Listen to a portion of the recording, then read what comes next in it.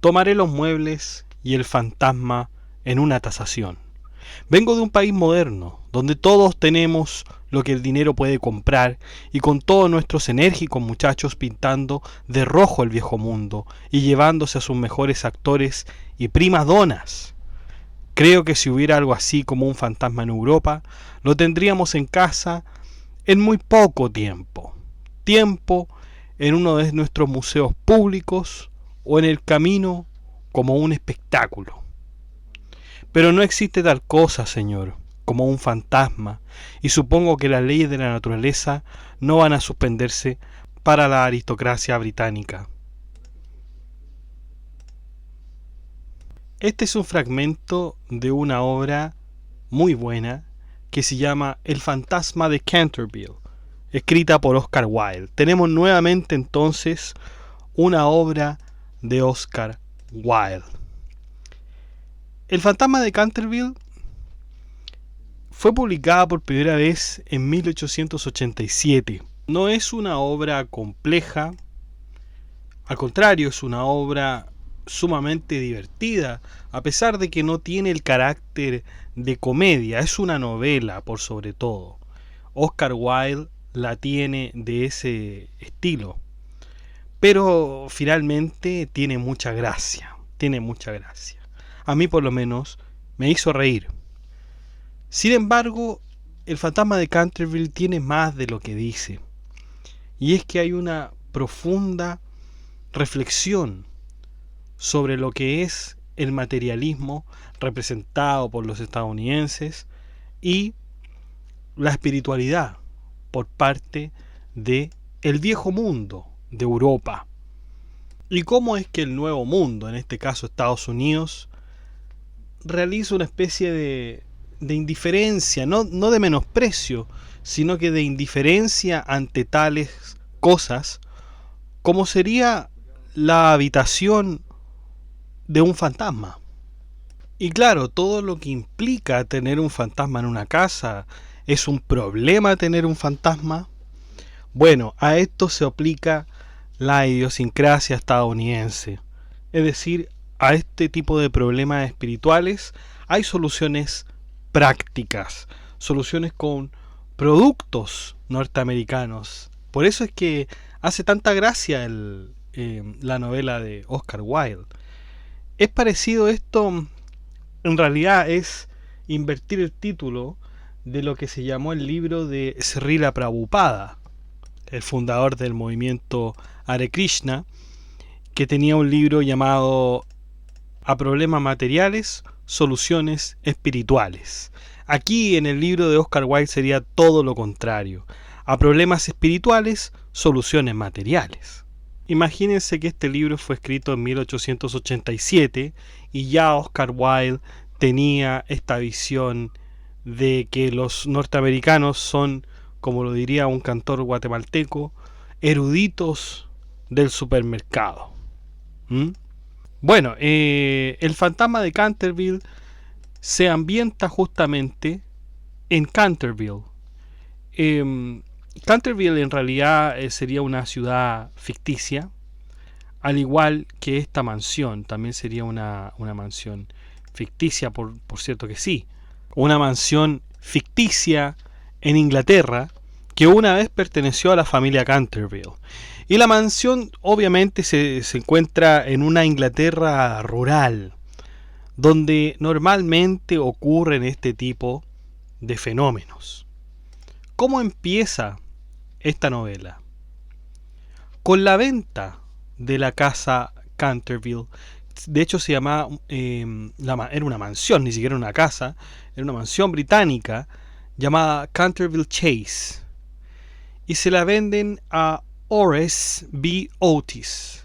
Fíjense que en inglés se llama Horace, como la similitud, ¿no es cierto?, con Horacio.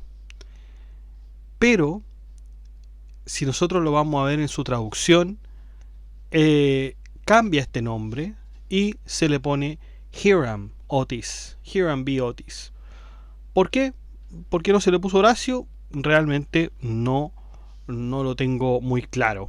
Pero la cuestión es que es Hiram, vamos a ocupar el nombre, digamos, que se conoce en las traducciones, que es Hiram, Hiram B. Otis, un ministro estadounidense. Y aunque el antiguo propietario, que es Lord Canterville, advierte al señor Otis que la mansión está encantada, el señor Otis no está preocupado y responde que los fantasmas en realidad no existen.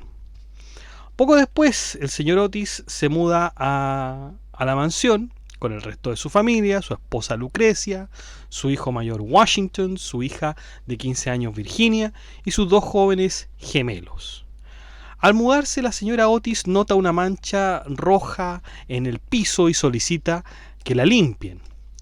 Su ama de llaves revela que es una mancha de sangre del asesinato de Lady Eleanor de Canterville, quien fuera asesinada en 1575 por su esposo, Sir Simon de Canterville, y que no se puede quitar.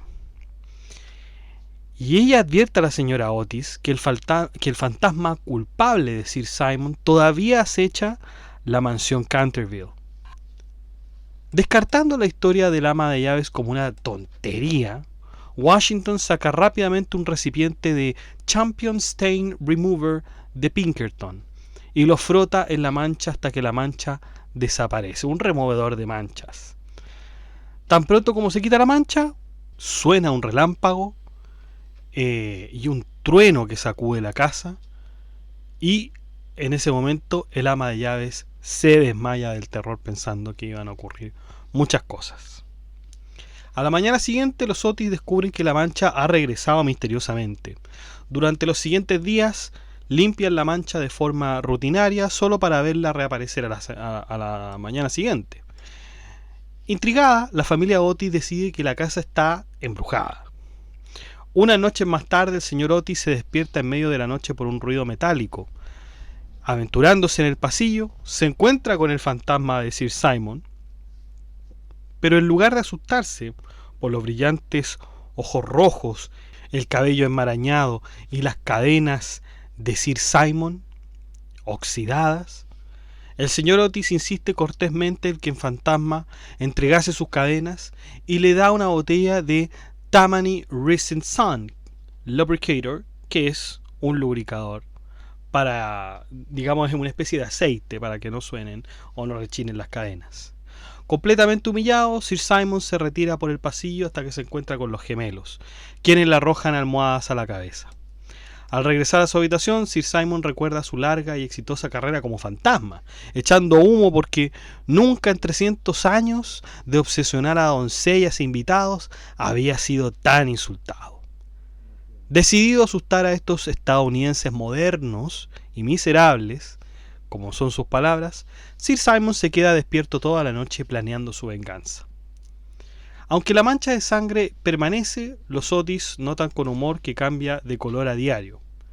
Virginia Otis, sin embargo, no encuentra divertida la mancha cambiante y parece inexplicablemente angustiada por ella. Un día la familia descubre a Sir Simon en una situación embarazosa. Se ha caído al intentar ponerse una armadura. Los gemelos le disparan con tiradores y cuando Sir Simon intenta asustar a la familia con su risa malvada, la señora Otis dice que el fantasma seguramente está sufriendo una indigestión. Durante varios días, Sir Simon está enfermo y se mantiene mayormente en su habitación.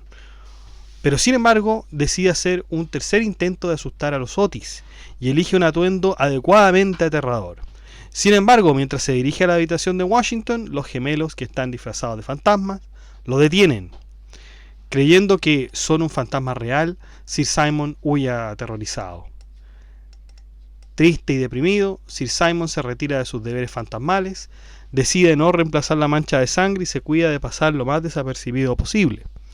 Más tarde, cuando intenta entrar en la habitación de los gemelos para una última oportunidad de venganza, le tiran una jarra en la cabeza y se resfría. Esto le provoca un resfriado. Se lo tiran en la cabeza, imagínense. Habiendo finalmente perdido la esperanza de asustar a la familia Otis, Sir Simon deja de aparecer y los miembros de la familia Otis regresan a sus vidas normales, asumiendo que se ha ido para siempre.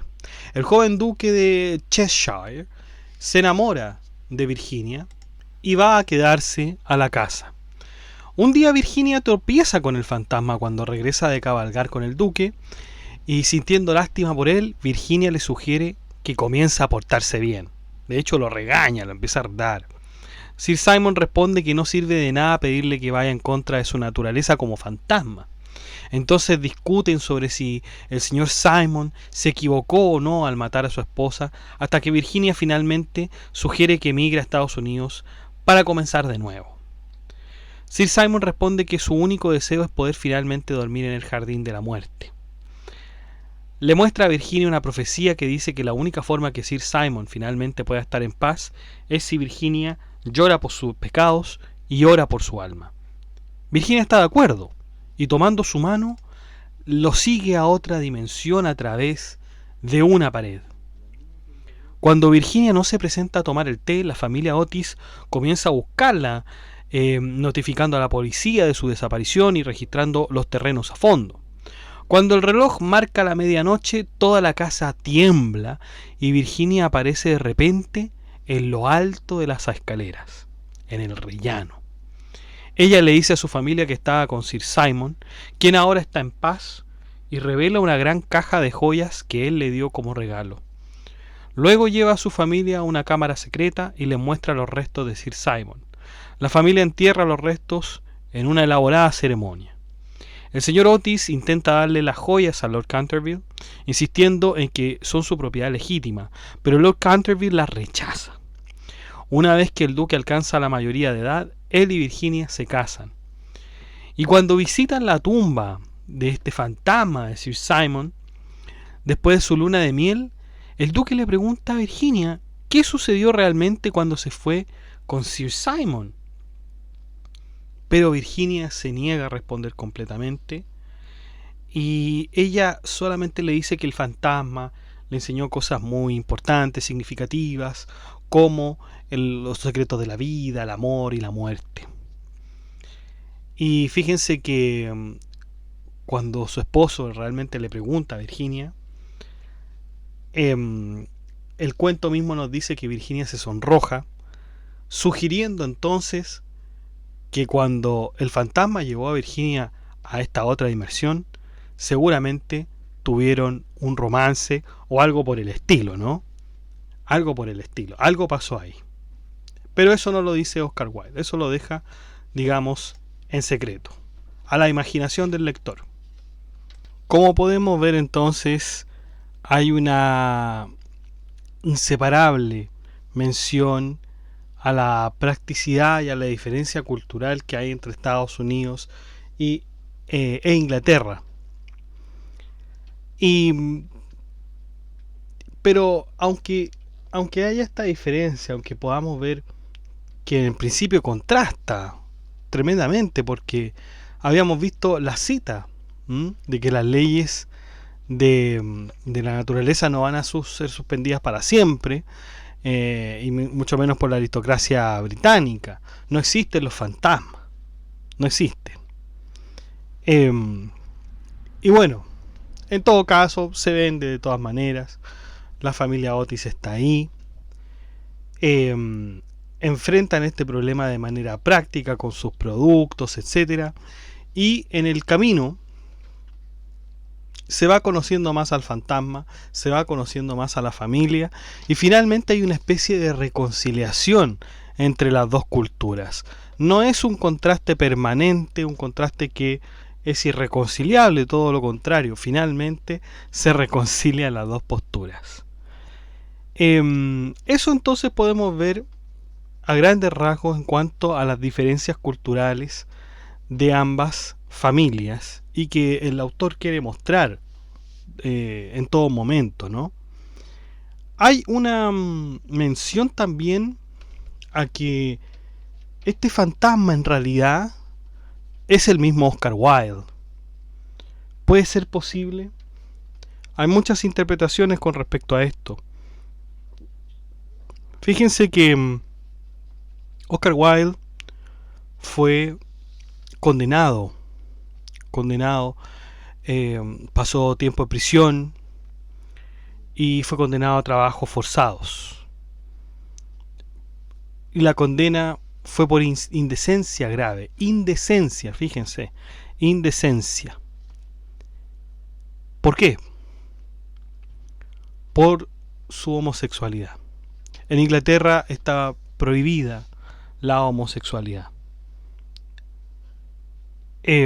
Fíjense lo que decía la ley de enmienda del derecho penal de Inglaterra de 1885. Decía: cualquier varón que, en público o en privado, cometa o sea parte en la comisión, procure o intente procurar la comisión por parte de cualquier varón de cualquier acto de indecencia grave, será culpable de un delito menor, y siendo declarado culpable de ello, podrá ser condenado a discreción del tribunal a una pena de prisión que no exceda de 2 años, con o sin trabajos forzados.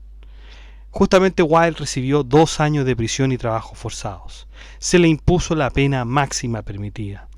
Y aunque su fama garantizó que las noticias sobre su destino fueran ampliamente difundidas, el tabú contra la homosexualidad masculina hizo que, por regla general, el tema rara vez se abordara en la sociedad victoriana, imagínense ustedes. ¿Y por qué tendríamos que homologar o pensar realmente que Sir Simon era Oscar Wilde? Bueno, porque como la sociedad inglesa de esos tiempos perseguía la homosexualidad, bueno, el que era homosexual tenía que estar escondido. Tenía que estar encerrado.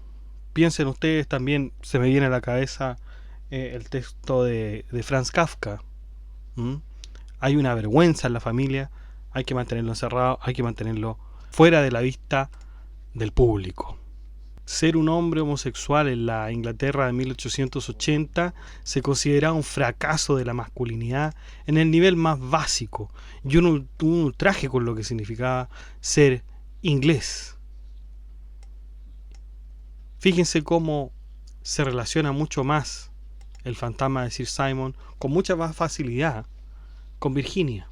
Ahora bien, podríamos contrastar todo esto con lo que habíamos dicho al final del sumario de la novela, porque finalmente, ¿qué hizo Sir Simon con Virginia mientras la llevaba a esa otra dimensión? Podríamos pensar que justamente tuvieron alguna especie de romance, porque Virginia se sonrojaba, o pudo haber pasado quizás, quién sabe, en la mente de Oscar Wilde nunca sabremos. Pero esa es una de las teorías que ronda siempre cuando se habla del fantasma de Canterville. Fíjense que esta obra